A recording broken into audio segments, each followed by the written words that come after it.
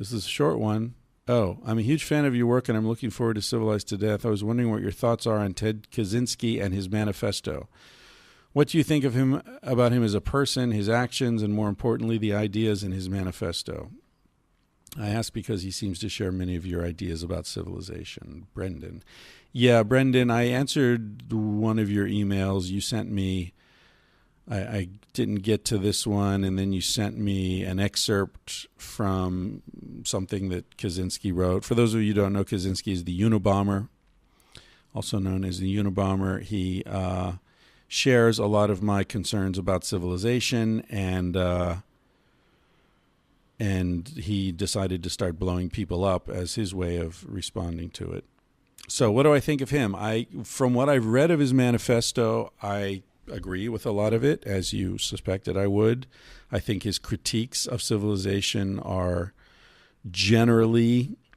Now, again, I haven't studied his manifesto. I've read some of it. I don't remember how much of it I read, but I read some of it. And then I read the thing that you, Brendan, sent me a few days ago, which was sort of a takedown of the sort of what do they call it? Anarcho-utopians or something, people who argue that prehistory was perfect in every way. And I'm kind of bored with that because, that's the way people attack me. It's the way people are going to attack me when Civilized to Death comes out.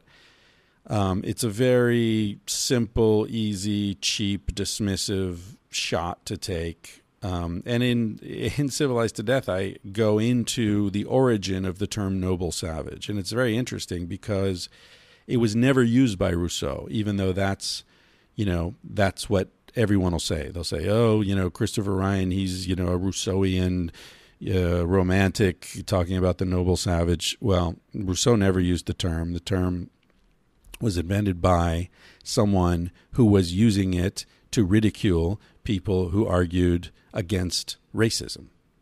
In other words, the term was first used by a guy, I don't remember what his name was, but he was the head of the British Anthropological Association, I think, and he was ridiculing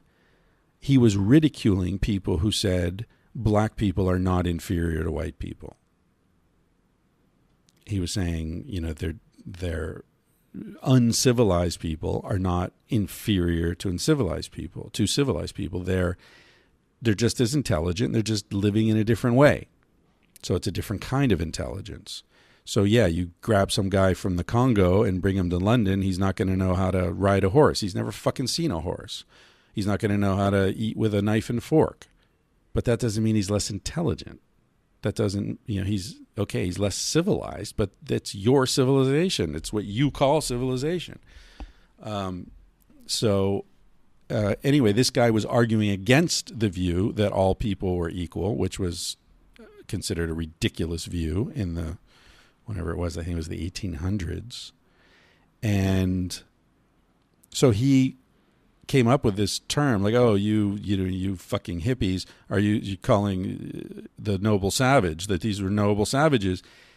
And no one ever used the term. No one on my side of the argument ever used the term. It was used to ridicule people on my side of the argument. And so, it's a straw caveman, as I call it. So there's no, I'm not certainly, and I don't believe Rousseau was either. No one's saying that was heaven, that was perfect. No, life was not perfect before civilization, but it's gotten worse, significantly worse. And if you read Civilized to Death, you'll see that I respond to people like Matt Ridley, who wrote the Rational Optimist, which is a book-length takedown of people like me, or attempted takedown. So I respond to his arguments, and his arguments are fucking ridiculous. They're pathetic. I mean, there's this list he goes through, like, these people who decry modernity, ignore the fact that human life has gotten better in every way it can be measured. We've got more mango peelers and more tennis rackets and more megahertz and more. He just goes through like all these things that didn't exist in prehistory, right? Tennis rackets? Really? That's how you're fucking measuring quality of life? Mango peelers? And these are quotes. These are actual things on his list. Megahertz? What the fuck are you talking about, man?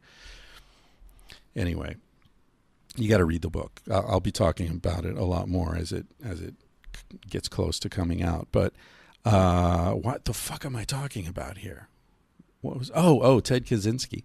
So yeah, I agree with a lot of his critiques of civilization, as I do with Marx, by the way. I think Marx had brilliant critiques of capitalism. But the problem is, in both cases, Marx and the Unabomber, when they tried to then decide what to do about these insights, they fucked up big time. I don't believe that blowing a scientist's hands off with your package bomb is moving the world even a nanometer closer to where we want to go.